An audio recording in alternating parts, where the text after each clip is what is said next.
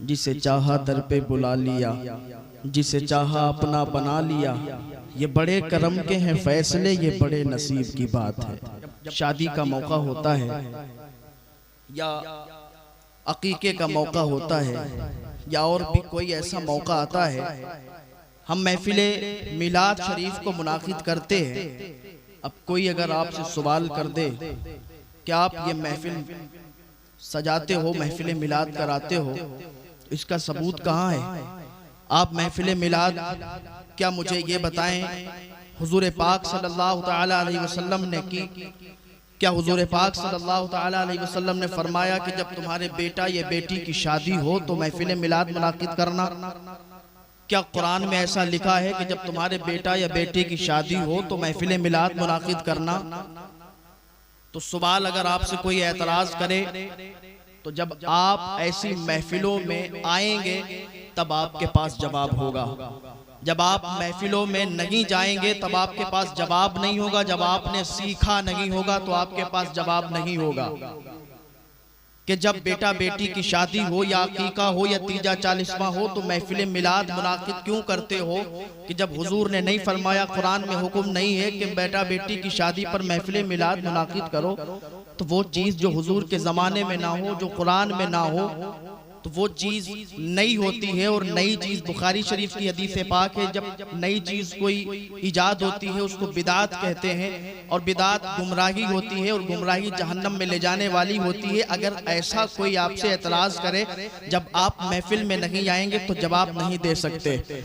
मैं आपको बताता हूँ, जब ऐसा कोई एतराज़ करे तो उसे बताना कि आका सल्लल्लाहु तआला अलैहि वसल्लम ने फरमाया, तलबुल इल्मी फरीज़तुन कुल्लु मुस्लिम व मुस्लिमा, कि इल्म दीन का हुसूल हर मुसलमान आकिलो बालिग पर फर्ज है, जरूरी है कि आप इल्म दीन हासिल करें।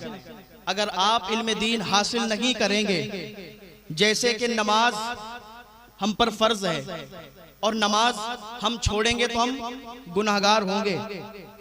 हम पर रोजा फर्ज है, हम रोजा छोड़ेंगे तो गुनाहगार होंगे।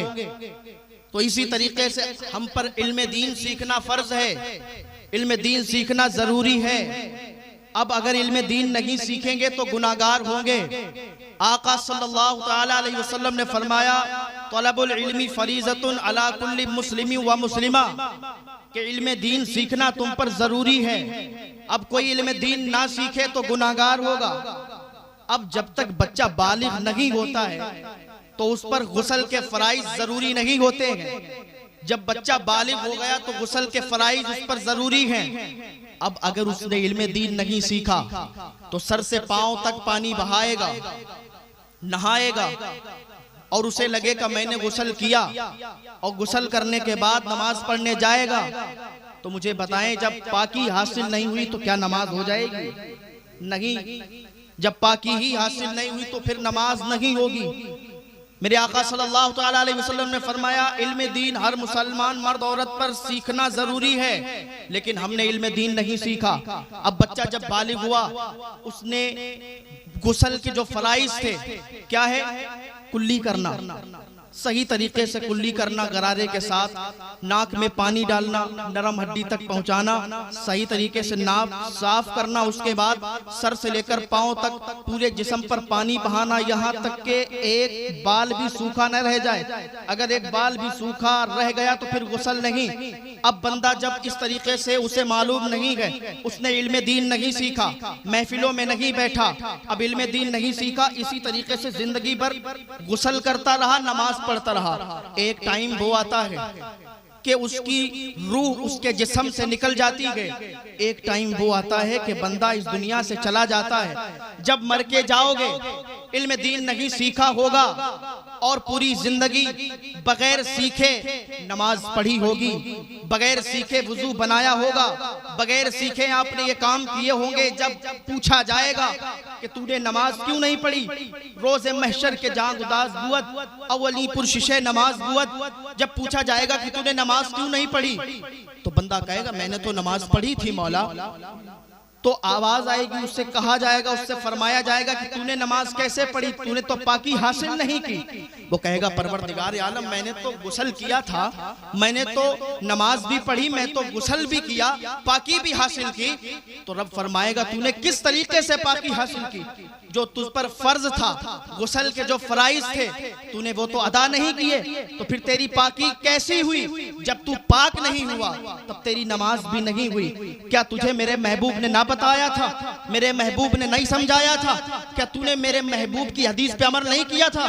तलबुल इल्मी फरीज़तुन अला कुल्ली मुस्लिमी व मुस्लिमा, कि इल्म दीन सीखना हर मुसलमान मर्द औरत पर जरूरी है। अब मुझे बताएं, ये उज़्र उसका कबूल नहीं होगा कि मौला मैं नहीं जानता, मैं नहीं जानता, ये उज़्र कबूल नहीं किया जाएगा। याद रखें, जब शादी की तकरीब होती है, शादी का मौका आता है, जब निकाह की महफिलें सजती हैं, जब निकाह का वक्त आता है, अब जब इल्म दीन सीखा नहीं होगा, हुजूर की हदीस पर अमल नहीं किया होगा, अब शादी होगी। और शादी होने के बाद शौहर ने अगर बीवी को सताना शुरू किया, शौहर ने अगर बीवी को परेशान करना शुरू किया, चूंकि इल्म हासिल नहीं किया, और इल्म हासिल नहीं किया तो उसे हुकूक नहीं मालूम कि शौहर के क्या हुकूक है, बीवी को नहीं पता, बीवी के क्या हुकूक है, शौहर को नहीं पता। अब जब उससे पूछा जाएगा कि तूने अपनी बीवी को बेजा परेशान क्यों किया, बेजा क्यों सताया, तो कहेगा मौला मुझे पता नहीं था, तो ये उज़्र कबूल नहीं होगा, क्योंकि रब फरमाएगा क्या तूने मेरे महबूब की हदीस पर अमल नहीं किया? तलबुल इल्मी फरीज़तुन अला कुल्ली मुस्लिमी व मुस्लिमा, तूने इल्म दीन सीखा क्यों नहीं? जबकि इल्म दीन सीखना फर्ज है, इल्म दीन सीखना जरूरी है। तो अब हमारे उलमा इसी बात को लेकर, अब ऐसी बहुत सी चीजें हैं, हमारे उलमा को फिक्र लाहिक हुई, हमारे उलमा, हमारे बुजुर्गों ने, उन्हें उनकी रातों की नींदें उड़ गईं, इस चीज ने उनको तड़पा के रख दिया कि अब कोई 60 साल का है, कोई 50 साल का है, कोई 40 साल का है, अब इनको बिज़ाब्ता मदरसे तो भेजा नहीं जा सकता। अब मुझे बताएं, कोई 50 साल का, कोई 60 साल का, उससे कह दिया जाए कि जनाब आप मदरसे चले जाएं, कोई जाएगा मदरसे? तो मदरसे जाकर अब वो इल्म हासिल नहीं कर सकता। क्यों? वजह यह है कि उसके सामने उसकी बेटियां हैं, उसके सामने उसके बेटे हैं, उसके सामने उसका परिवार है। अब वो कमाई करता है तो लाता है घर पे, तो घर चलता है। अब मदरसे जाकर तो पढ़ाई कर नहीं सकता। अब उलमा ने एक तरकीब सोची कि किस तरीके से इनको इल्म सिखाया जाए, किस तरीके से इनको पढ़ाया जाए। आखिर जब ये गिरफ्तार होंगे, जब ये पढ़ेंगे नहीं, जब ये इल्म सीखेंगे नहीं, तो जब मर के जाएंगे तो इनकी पकड़ होगी। तो किस तरीके से इन्हें बचाया जाए, किस तरीके से इन्हें समझाया जाए? तो हमारे उलमा ने फिक्र की और एक तरकीब निकाली। हमारे उलमा ने एक तरकीब सोची कि एक शख्स आ रहा था, कहा मियाँ बड़े खुश हो, क्या बात है? कहा हजरत हमारे घर पे एक शादी की महफिल है, हमने अपने बेटे की शादी कर रहे हैं, हम अपने बेटे की शादी की तरकीब कर रहे हैं, हम अपने बेटे की शादी करने वाले हैं। तो हजरत ने फरमाया कि मियाँ जब तुम अपने बेटे की शादी कर रहे हो तो क्यों ना, क्या ही कितना अच्छा होता, बेटा नीचे रख दो पैसे, कितना अच्छा होता कि तुम अपने बेटे की या बेटी की शादी भी करते, लेकिन उस मौके पर तुम महफिल मिलाद शरीफ भी मुनाकिद कर लेते, महफिल मिलाद शरीफ भी कर लेते, तुम्हारी शादी भी हो जाती। और शादी की महफिल में जब तुम महफिल मिलाद शरीफ मुनाकिद करते तो हुजूर से मोहब्बत का इजहार भी हो जाता। उलमा आते और आने के बाद तुम्हें शादी का मसला समझाते। तुम जब निकाह की महफिल रखोगे, निकाह पे शादी के प्रोग्राम में जब जलसा रखोगे, महफिल मिलाद शरीफ मुनाकिद करोगे, तो उलमा आएंगे तुम्हें समझाएंगे, उलमा आएंगे हुकूक बताएंगे कि बीवी के क्या हुकूक होते हैं, उलमा आएंगे ये समझाएंगे कि शौहर के क्या हुकूक होते हैं। इस तरीके से जब महफिल मिलाद शरीफ मुनाकिद होगी तो मकसद क्या था? मकसद ये था कि शादी भी हो जाएगी और शादी की महफिल भी हो जाएगी। और महफिल में मकसद ये था कि उलमा आएंगे, इनको शादी के मसले समझाएंगे। इसी तरीके से जब अकीका की किसी ने महफिल की तो पूछा मियाँ क्या कर रहे हो? अकीका कर रहे हैं। का अकीका कर रहे हो, बहुत अच्छी बात है, लेकिन अगर तुम अकीका करने से पहले एक महफिल मिलाद शरीफ को मुनाकिद कर लो तो तुम्हारा अकीका हो जाएगा। उसमें जब उलमा आएंगे तो तुम्हें समझाएंगे और ये बताएंगे कि अकीके के मसाइल क्या है, अकीके के मसाइल तुम्हें समझाएंगे, तुम अकीके के मसाइल जान जाओगे। इस तरीके से हमारे उलमा ने ये फिक्र निकाली, हमारे उलमा को ये फिक्र लाहक हुई तो उन्होंने इस तरीके से ये तरकीब निकाली कि शादी का मौका हो तो महफिल मिलाद मुनाकिद करेंगे, अकीके का मौका हो तो महफिल मिलाद मुनाकिद करेंगे, तीजे का मौका हो तो महफिल मिलाद मुनाकिद करेंगे, 40वें का मौका हो तो महफिल मिलाद मुनाकिद करेंगे। इस तरीके से महफिल मिलाद जब मुनाकिद करेंगे तो याद रखें, अगर 50 महफिलें भी हो गई, एक गांव के अंदर 50 महफिलें हो गई और 50 महफिलों में 4-4 मसले अगर उलमा ने आके बता दिए तो एक बंदा 4-4 मसले एक महफिल में जब सीखेगा तो एक साल में जब 50 महफिलों में बैठकर वो सारे मसाइल सीखेगा तो तकरीबन 200 मसाइल उसे पता चल जाएंगे। 50 महफिलों में, साल भर में अगर 50 महफिलों में वो शामिल हो जाए तो 200 मसले वो सीख जाएगा 50 महफिलों में।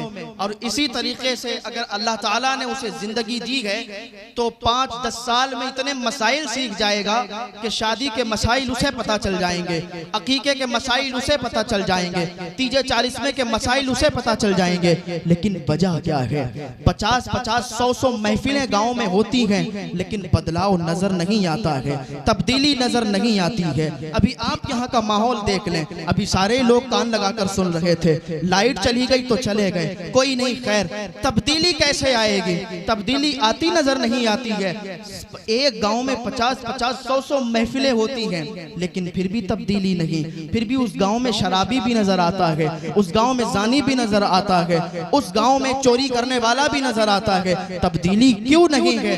तब्दीली इसलिए नहीं है क्योंकि आज हमने सारी चीजों को रस्मी समझ लिया है। जिस तरीके से शादियों में रस्में होती हैं उस तरीके से हमने महफिल मिलाद को भी रस्मी समझा है। हमने सोचा है कि जब शादी की महफिल होगी तो फिर महफिल मिलाद मुनाकिद होगी, उलमा आएंगे अपनी बात करेंगे चले जाएंगे। हमने उस पर अमल नहीं किया, हमें इस पर अमल करना होगा, हमें इस पर तवज्जो से सुनना होगा, हमें इसका मकसद समझना होगा। क्योंकि आजकल के हमारे जो उलमा हजरात हैं, अल्लाह ताला सबको सलामत रखे, लेकिन कुछ ऐसे भी खुतबा हैं, कुछ ऐसे भी खतीब हैं कि जिनके अंदर लिल्लाहियत बाकी नहीं है, जो अपने बयान के अंदर लिल्लाहियत नहीं देते, इसलिए वो आते हैं सिर्फ तेरी मेरी इधर उधर की बुराई करके, इधर उधर की बातें करके, मिंबर से रस्मी तौर तरीके से खतीब खिताबत करके और चले जाते हैं। इसीलिए तब्दीली नजर नहीं आती है, इसीलिए हमारे अंदर बदलाव पैदा नहीं होता है। अल्लाह ताला फरमाता है, ऐ मेरे बंदो, तुम अल्लाह ताला की दी हुई जो नेमतें हैं उनको जिक्र करो, उनका चर्चा करो, उनका शुक्र अदा करो। अल्लाह ताला ने फरमाया कि नेमतों का जिक्र करो। अब अल्लाह ताला का हुक्म यह है कि नेमतों को जिक्र किया जाए,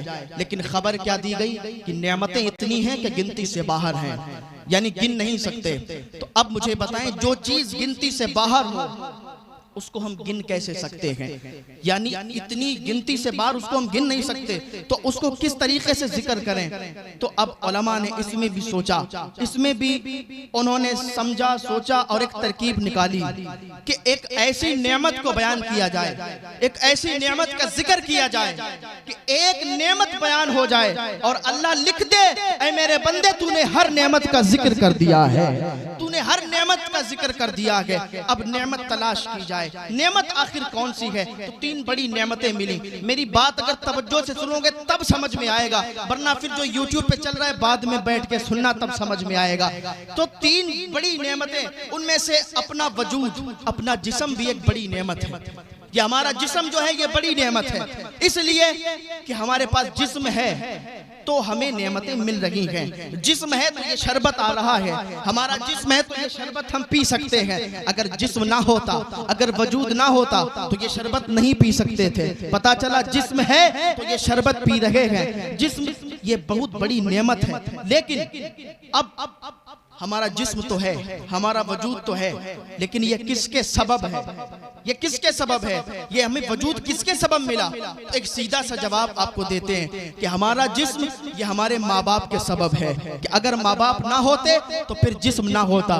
क्योंकि जब कोई चीज वजूद में आती है उसकी 4 इल्लतें होती हैं, 2 मैं आपको समझाना चाहता हूँ। एक इल्लत मादी होती है और एक इल्लत फाइली होती है। आप कहेंगे जनाब ये इल्लत मादी क्या हुआ, इल्लत फाइली क्या हुआ? तो मैं आपको समझाता हूँ। हमारी तरफ वो जो मिट्टी से बर्तन बनाए जाते हैं, मिट्टी से जो बर्तन बनते हैं उनको उसको कुम्हार कहते हैं, इधर क्या कहते हैं पता नहीं, लेकिन जो मिट्टी से बर्तन बनाता है तो जिसने बनाया वो इल्लत फाइली हो गया, जिससे बना वो इल्लत मादी।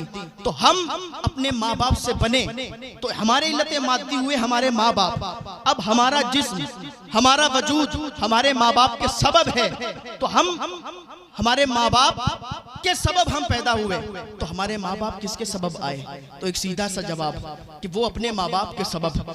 फिर वो किसके सबब आए? वो अपने माँ बाप के सबब। वो किसके सबब? वो अपने आबाओ अजदाद के सबब। तो बात यूं ही चलेगी या कहीं पर रुकेगी? तो जब ये सवाल हुआ कि बात यूं ही चलती चली जाएगी या कहीं पर रुकेगी, तो जवाब आया ये बात हजरत आदम अलैहिस्सलाम पर रुक जाएगी। क्यों? क्योंकि हमें जिस्म मिला हमारे माँ बाप के सबब, उन्हें जिस्म मिला उनके माँ बाप के सबब, उन्हें जिस्म मिला अपने आबा व अजदाद के सबब, उन्हें जो वजूद मिला है वो हजरत आदम के सबब मिला है। अब यहाँ पर एक मसला आके रुका कि ठीक है हम बने अपने माँ बाप के सबब, माँ बाप बने अपने माँ बाप के सबब, वो अपने आबा व अजदाद के सबब, वो हजरत आदम के सबब। तो हजरत आदम किसके सबब बने हैं? हजरत आदम किसके सबब बने हैं? अब जब सवाल हुआ तो अब मैं किसी से पूछूंगा नहीं कि मुझे ये बताओ कि आदम किसके सबब बने हैं, तो अब सीधा परवरदिगार आलम से पूछेंगे, ऐ परवरदिगार आलम तू बता कि आदम किसके सबब बने हैं? तो रब फरमाता है लौला मुहम्मदुन लमा खलक़तु आदम, अगर मोहम्मद अरबी को ना पैदा करता तो आदम को भी वजूद ना बख्शा जाता। अगर मोहम्मद अरबी ना होते तो फिर आदम भी ना होते, न जमी होती न जमा होता, न मक्की होती न मका होता, न चुनी होती न चुना होता, न जमीन की पस्ती होती, न मोम की नरमी होती, न हीरे की झलक होती, न मोती की चमक होती। कि जो कुछ बना है या आमना के लाल के सदके में बना है। वो जो न थे तो कुछ न था, वो जो ना हो तो कुछ ना हो। जान है वो जहान की और जान है तो जहान है, जान है तो जहान है। पता चला हमारा वजूद सब कुछ हुजूर पाक सल्लल्लाहु तआला अलैहि वसल्लम के सदके से पैदा किए गए। हुजूर ना होते तो फिर कुछ भी ना होता, हुजूर है तो सब कुछ है। हुजूर की वजह से हम भी यहाँ पर मौजूद हैं, अगर हुजूर ना होते तो फिर कुछ ना होता। तो बात चल रही थी हजरत आदम अलैहिस्सलाम से ही हजरत हव्वा को बनाया गया। अब जब हजरत हव्वा को पैदा किया गया, अब चूंकि जिन्स की तरफ माइल होती है, तो हजरत आदम अलैहिस्सलाम ने हजरत हव्वा को छूना चाहा, तो आवाज आई आदम अभी तुम इनको छू नहीं सकते। अर्ज किया मौला अभी क्यों नहीं छू सकते? आवाज आई ऐ आदम अभी तुम इनको छू इसलिए नहीं सकते क्योंकि अभी ये तुम पर हलाल नहीं है। ऐ परवरदिगार आलम तो फिर ये हलाल किस तरीके से होंगी? तो आदम हलाल इस तरीके से होंगी कि इनका महर अदा किया जाए, हक महर अदा किया जाए। तो आदम अलैहिस्सलाम अर्ज करते हैं परवरदिगार आलम महर क्या है, क्या देना होगा? जो महर अदा हो जाएगा ये हलाल हो जाएगी। तो परवरदिगार आलम ने फरमाया आदम 20 मरतबा मोहम्मद अरबी पर दरूद सलाम पढ़ लो, तुम्हारा महर अदा हो जाएगा। 20 मरतबा मोहम्मद अरबी सल्लल्लाहु अलैहि वसल्लम उन पर दरूद पढ़ लो, तुम्हारा महर अदा हो जाएगा। दरूद शरीफ की फजीलत क्या है? दरूद शरीफ की बहुत बड़ी फजीलत है। हुजूर आला हजरत रज़ियल्लाहु तआला अन्हु जब अपने हुजरे मुबारका में बैठा करते थे, असर के बाद जब आप दरूद शरीफ की महफिल सजाते थे तो आप उठते नहीं थे, और आप दरूद शरीफ की महफिल सजा के आपको ये मकाम हासिल हुआ कि एक शख्स आला हजरत की बारगाह में मिलने के लिए आया, तो जब उनके हुजरे तक जाना चाहता था, जमीले कादरी के शहजादे वहां पर रहा करते थे, उन्होंने कहा कहां जाते हो? कहा आला हजरत से मुलाकात करना है। तो कहा आला हजरत से। और कौन जमीले कादरी? जिन्होंने लिखा है मैं वो सुन्नी हूं, जमीले कादरी मरने के बाद मेरा लाशा भी पढ़ेगा अस्सलातु वस्सलाम। तो कहा तुम्हें आला हजरत से मुलाकात करनी है? कहा हाँ। कहा चलो मेरे साथ। हुजूर आला हजरत रज़ियल्लाहु ताला अन्हु के हुजरे तक गए, अंदर दाखिल हुए और वो खूब जानते थे कि आला हजरत रज़ियल्लाहु ताला अन्हु अभी हुजरे के अंदर मौजूद हैं, क्योंकि अभी यहाँ से चल कर के गए हैं और अभी वहां से बाहर नहीं निकले। तो जब हुजरे के अंदर वो दोनों शख्स गए तो क्या देखते हैं, हुजूर आला हजरत रज़ियल्लाहु ताला अन्हु वहां पर मौजूद नहीं है। तो जब मौजूद नहीं तो वापस हो लिए, देखा इधर उधर मौजूद नहीं, वापसी से कदम बढ़ाए। जैसे ही दरवाजे से बाहर उन्होंने कदम रखा तो आहट महसूस हुई। जब आहट महसूस हुई तो उन्होंने मुड़ के देखा, और जब मुड़ के देखा तो मसनद पर हुजूर आला हजरत रज़ियल्लाहु ताला अन्हु बैठे हुए मुस्कुरा रहे थे। तो उसने पूछा कि ऐ आला हजरत, मुझे ये तो बताएं, अभी आप तो यहाँ पर हुजूर मौजूद नहीं थे, अभी हम लोग मिलने के आए, आपको देखा, आप नजर नहीं आए, तो अभी एकदम कहां से आ गए? तो हुजूर आला हज़रत फरमाते हैं कि तुम ये ना पूछो मैं कहां गया था, कहां से आया, तुम अपना काम बताओ कि तुम किस मकसद से आए हो।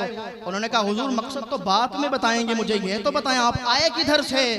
तो हुजूर आला हज़रत फरमाते हैं कि मुझे हुजूर की जात से, हुजूर की बारगाह से वो शर्फ हासिल है कि अहमद रजा हर जुमेरात को मदीने आया जाया करता है, कि अहमद रजा हर जुमेरात को मदीने आया जाया करता है। बात क्या है, दुरूदे पाक सल्लल्लाहु अलैहि वसल्लम दुरूदे पाक पढ़ा करते थे, और जो भी दरूदे पाक का वजीफा कर ले तो उसकी दुनिया और आखिरत दोनों संवरती हुई नजर आती है।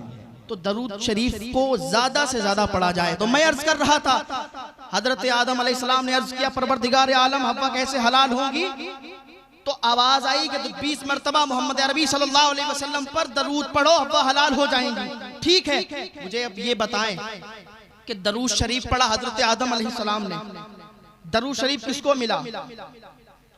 बोले जरा, दरूद शरीफ किसको मिला? दरूद शरीफ हुजूर पर पढ़ा गया तो दरूद शरीफ हुजूर को मिला, और हजरत आदम को दरूद के बदले क्या मिला? हजरत हव्वा मिली। तो जब हजरत हव्वा हजरत आदम को मिल गई और हुजूर को दरूद मिल गया, तो जिसका हक था उसे क्या मिला? हजरत हव्वा को क्या मिला? हजरत हव्वा को क्या मिला? तो उलमा लिखते हैं आदम को दरूद के बदले में हव्वा मिल गई, और हव्वा को क्या मिला? हुजूर को दरूद मिल गया, आदम को हव्वा मिल गई, और हव्वा को बदले में नूरे मुस्तफा मिल गया है। हव्वा को बदले में नूरे मुस्तफा मिल गया। तो उलमा ने निकाली एक सूरत कि जिसने सबसे बड़ी जो नेमत है वो हुजूर की जात है, और जिसने हुजूर का जिक्र कर दिया समझे कि सारी नेमतों का जिक्र हो गया है। जिसने हुजूर की नेमत, हुजूर का जिक्र कर दिया, वो समझे कि उसने हर नेमत का जिक्र कर दिया है। तो अल्लाह ताला की दी हुई नेमतों पर उसका शुक्रिया अदा किया करें। आंख अल्लाह ताला ने अता फरमाई, तो आंख का शुक्र यह है कि आंख से कभी भी गलत चीज को ना देखें। ये पाँव अल्लाह ताला की नेमत है, तो इसका शुक्र यह है कि ये कभी गलत रास्ते पर ना जाए। हाथ ये अल्लाह ताला ने अता किए हैं, तो हाथों का शुक्र यह है कि इनसे कभी गलत चीजों को ना छुएं। जबान का शुक्र यह है कि इससे कभी गलत चीज ना बोलें, गलत बात ना कहें। मुंह का शुक्र यह है कि इससे कभी हराम लुकमा मुंह के अंदर ना जाए। तो अल्लाह ताला की दी हुई नेमतों पर उसका शुक्र अदा करो। शादी की महफिल है, शादी की ये तकरीब है, बात तो मैं और लंबी करना चाहता था, लेकिन अगर आप इजाजत देंगे तो आपके कहने पर मैं थोड़ी सी गुफ्तगू और करने के लिए तैयार हूं। अगर आप लोग इजाजत देते हैं तो हुजूर के नाम पर बोल दें सुभान अल्लाह। अब चूंकि शादी की तरकीब है, हमारे यहाँ लोगों ने गांठ बांध ली है कि हुजूर हमें बख्शवा लेंगे, और बिल्कुल हक बात है कि हुजूर बख्शवाएंगे। हम नमाज नहीं पढ़ते, लोग कहते हैं नमाज नहीं पढ़ते तो क्या हुआ, हुजूर तो बख्शवा लेंगे। अरे भाई, हुजूर की आंखों की ठंडक नमाज है, और हुजूर फरमाते हैं कि तुम तब तक मोमिन नहीं हो सकते जब तक तुम अपने माल औलाद सारी चीजों से सबसे ज्यादा मुझसे मोहब्बत ना करो। तो जब सबसे ज्यादा हुजूर से मोहब्बत करने पर हम मोमिन होते हैं, तो हमें ये हक क्या है कि हम कहते हैं कि हम नमाज नहीं पढ़ते, रोजा नहीं रखते, हज नहीं करते, ज़कात नहीं देते, तो हमें हुजूर तो बख्शवा ही लेंगे। ये बात बिल्कुल गलत है, इसको बिल्कुल ना कहा जाए, बल्कि नमाजों की पाबंदी करो। हुजूर तो बख्शवाने वाले, हुजूर तो बख्शवाएंगे। हुजूर किस किस को बख्शवाते हैं? हुजूर के पास एक सहाबी हैं जो उनकी खिदमत में रहा करते हैं, रबिया बिन काब उनका नाम है, और वो हुजूर की खिदमत में है। हुजूर पाक सल्लल्लाहु अलैहि वसल्लम को एक दिन वुजू करवा रहे थे। हुजूर पाक सल्लल्लाहु अलैहि वसल्लम ने फरमाया, ए रबिया, आज जो मांगना चाहते हो मांग लो, आज जो भी मांगना चाहते हो मांग लो। वो कहने लगे, या रसूलुल्लाह सल्लल्लाहु अलैहि वसल्लम, जो मांगूंगा वो मिल जाएगा। हुजूर ने फरमाया, आज जो तुम मांगोगे वो तुम्हें अता हो जाएगा। वो कहने लगे, या रसूलुल्लाह, फिर तो बात अच्छी है कि मैं तो ये मांगना चाहता हूँ कि जन्नत में मेरा घर वहां पर हो कि मेरे घर की दीवार के दूसरे तरफ आपका घर हो। तो हुजूर पाक सल्लल्लाहु अलैहि वसल्लम ने फरमाया, जा रबिया, तुझे अता किया। कौन देता है देने को मुंह चाहिए, देने वाला है सच्चा हमारा नबी, देने वाला है सच्चा हमारा नबी। तो बात शादी की महफिल की चल रही थी, तो आपको एक मैं वाकया बता के और फिर रुखसत हो जाना चाहता हूँ कि आज जहाँ हमारे नौजवान ये कहते हैं कि हम नमाज नहीं पढ़ते तो क्या हुआ, वहीं पर एक ऐसा भी नौजवान है कि जो हुजूर का सच्चा आशिक है और सब नमाजें हुजूर के पीछे पढ़ता है। यहाँ तक कि उसकी शादी थी और शादी वाले दिन भी इशा हुजूर के पीछे अदा करता है, और इशा की नमाज पढ़ने के बाद हुजूर के पीछे बैठ जाता है। और हुजूर का तरीका यह था कि हुजूर जब इशा की नमाज पढ़ाते, उसके बाद अपने दीवानों की तरफ रुख करके बैठ जाते और उन्हें दर्स दिया करते थे, उन्हें समझाया करते थे, उन्हें बताया करते थे, उनसे बातें किया करते थे। अब इसकी शादी है, इशा की नमाज अदा की और हुजूर पाक सल्लल्लाहु अलैहि वसल्लम के पीछे ये बैठ गया। रात काफी हो गई, हुजूर पाक सल्लल्लाहु अलैहि वसल्लम बताते रहे, समझाते रहे, रात ज्यादा हो गई। हुजूर की नजर इस पर पड़ी। हुजूर ने फरमाया, ए नौजवान, तेरी तो आज शादी थी, तू घर नहीं गया? वो कहने लगा, या रसूलुल्लाह सल्लल्लाहु अलैहि वसल्लम, आपकी बातों में इतना गुम हो गया था, आपकी बातों में इतना डूब गया था कि घर जाने को याद ही नहीं रहा, ये याद ही नहीं रहा कि आज मेरी शादी थी। या रसूलुल्लाह सल्लल्लाहु अलैहि वसल्लम, आप क्या हुक्म फरमाते हैं? हुजूर ने फरमाया, जा तू घर चला जा। अब वो नौजवान वहां से उठता है और उठने के बाद घर पे आता है। आने के बाद घर पे जैसे ही बैठता है, अभी इधर सही तरीके से बैठकर अपनी बीवी से बातें नहीं कर पाता, उधर हजरत बिलाल पूरे मदीने में आप घूम रहे हैं और आप ऐलान कर रहे हैं, ऐ मदीने वालों सुनो सुनो सुनो, हुजूर पाक सल्लल्लाहु अलैहि वसल्लम ने बुलाया है, हुजूर पाक सल्लल्लाहु अलैहि वसल्लम ने बुलाया है, जंग छिड़ चुकी है, जंग छिड़ गई है, मदीना को घेर लिया गया है, चलो जंग पर निकलना है। अभी ये घर पे बैठा था, अभी इससे सही तरीके से बातें भी नहीं कर पाई थी, उठा, तलवार हाथ में ली और घर से बाहर निकलने लगा। बीबी ने रोका, ऐ मेरे सरताज, कहाँ जा रहे हो? उसने कहा, आज मुझसे मत बोल। क्यों? क्योंकि मैं तेरे सर का ताज हूँ, मेरे सर का ताज मेरे मुस्तफा जाने रहमत सल्लल्लाहु अलैहि वसल्लम है, मेरे मुस्तफा ने बुलाया है, आज कोई जात मुझे नहीं रोक सकती। हुजूर पाक सल्लल्लाहु अलैहि वसल्लम के पास गया, जंग में चला गया, जंग में शामिल हुआ और जंग लड़ने लगा। यहाँ तक कि वो वक्त भी आ गया कि उसके इतने तीर, इतने नेज़े, इतने भाले और इतने जख्म हो गए कि जमीन पर गिर गया, सांसें लेने लगा। आखिरी वक्त आ गया, हुजूर पाक सल्लल्लाहु अलैहि वसल्लम दूर बैठे हुए थे। हुजूर पाक सल्लल्लाहु अलैहि वसल्लम के पास सहाबी आए, या रसूलुल्लाह सल्लल्लाहु अलैहि वसल्लम, वो तो गिर गया है, अब वो तो उसका आखिरी टाइम आ गया है, वो आपका ऐसा दीवाना आ गया कि शादी की पहली ही रात चला आया और आने के बाद जंग में शामिल हो गया और उसको इतने जख्म लगे हैं कि वो गिर चुका है, वो अब आखिरी सांसें ले रहा है। या रसूलुल्लाह सल्लल्लाहु अलैहि वसल्लम, उसको आपके पास ले आए। लोग सहाबियों ने उसे उठाया, सहाबा उठा के और हुजूर की तरफ ले जाने लगे। हुजूर ने फरमाया, रुक जाओ, उधर ही रुक जाओ। हुजूर ने हुक्म फरमाया, रुक जाओ, उसे मत लाओ इधर। सहाबी कहने लगे, या रसूलुल्लाह सल्लल्लाहु अलैहि वसल्लम, ये तो आपका दीवाना है, ये तो आपका मस्ताना है, आपके लिए जंग में आया और इसने अपनी जान को समझो कुर्बान कर रहा है आप पर, इसकी सांसें चल रही हैं। या रसूलुल्लाह सल्लल्लाहु अलैहि वसल्लम, आपके कदमों पर जान देना चाहता है, आपके कदमों पर अपनी जान को कुर्बान करना चाहता है। हुजूर ने फरमाया, इधर मत लाओ। या रसूलुल्लाह, जान तो आपके कदमों पर देना चाहता है। हुजूर फरमाते, सुनो, जो मेरे लिए कुर्बानी देता है, मुझे मिलने वो नहीं आता, उसे मिलने मैं जाया करता हूँ। मुझे मिलने फिर वो नहीं आता, बल्कि उसे मिलने मैं जाया करता हूँ। हुजूर पाक सल्लल्लाहु अलैहि वसल्लम उसके पास गए, बैठे, उसका सना हुआ सर, खून में लथड़ा हुआ सर अपने रान पर रखा, अपनी रान मुबारक पर रखा, अपनी गोद में रखा और उसकी तरफ देखने लगे।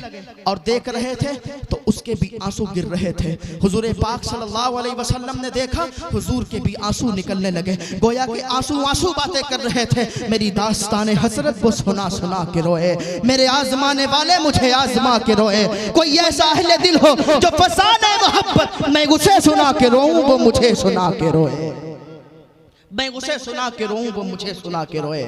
और फिर सहाबा इकराम ने वो मंजर भी देखा। जब उसकी तदफीन हुई तो हुजूर के चेहरे पर दो रंग थे, हुजूर मुस्कुरा भी रहे थे और हुजूर की आंखों में आंसू भी थे, हुजूर उदास भी थे। सहाबा ने अर्ज किया, या रसूलल्लाह सल्लल्लाहु तआला अलैहि वसल्लम, गुस्ताखी माफ हो कि दो रंग चेहरे पर कैसे हैं? आप मुस्कुरा भी रहे हैं और आप उदास भी हैं। तो हुजूर सल्लल्लाहु अलैहि वसल्लम ने फरमाया, है मेरे सहाबा सुनो, उदास इसलिए हूँ कि बड़ा अच्छा नौजवान था, बड़ा अच्छा दोस्त था, बड़ा अच्छा यार था, जो जल्दी बिछड़ गया, इसलिए उदासी चेहरे पर आ जाती है। मुस्कुरा इसलिए रहा हूँ कि जब से ये यहाँ से गया है, जब से इसकी तदफीन हुई है, इसकी कब्र में इतनी हूरें आ गई है कि वहाँ पैर रखने की जगह बाकी नहीं है, वहाँ पाँव रखने की जगह बाकी नहीं है। तो इस तरीके से हमारे नौजवान हैं, इस तरीके से उनके अंदर जज्बा होता है, क्योंकि जो हुजूर का जो दीवाना हो जाता है वो हुजूर के नाम पर जाने कुर्बान कर देता है। और यही कहता है कि गुलामाने मोहम्मद जान देने से नहीं डरते, कि सर कट जाए या रह जाए कोई परवाह नहीं करते, ये सर कट जाए या रह जाए कोई परवाह नहीं करते। अल्लाह पाक की बारगाह में दुआ है कि अल्लाह ताला हम सबको नेक आमाल की तौफीक अता फरमाए, अल्लाह पाक हम सबको गुनाहों से बचने की तौफीक अता फरमाए। बस मैं अपनी बात को यहीं पर ख़त्म करता हूँ और फिर कभी मौका मिला तो आपके यहाँ ज़रूर आऊँगा और इंशाल्लाह लंबी चौड़ी गुफ्तगू होगी। थोड़ा जल्दी अगर टाइम दे देंगे तो इंशाल्लाह और लंबी चौड़ी गुफ्तगू हो जाएगी और कुछ ना कुछ इंशाल्लाह आपको भी और हमको भी सीखने को मिलेगा। अल्लाह ताला हम सबको सलामत रखे और हमारे हज़रत बैठे हुए हैं, हज़रत का फैज़ान हम सब लोग हासिल कर रहे हैं और हमारे हज़रत मौलाना काशिफ साहब बहुत पुराने साथी हैं, अल्लाह इनको सलामत रखे, अल्लाह हमारी दोस्ती को सलामत रखे और अल्लाह ताला आप सबको सलामत रखे। वमा अलैना इल्लल बलाग। अस्सलामु अलैकुम व रहमतुल्लाहि तआला व बरकातुहू।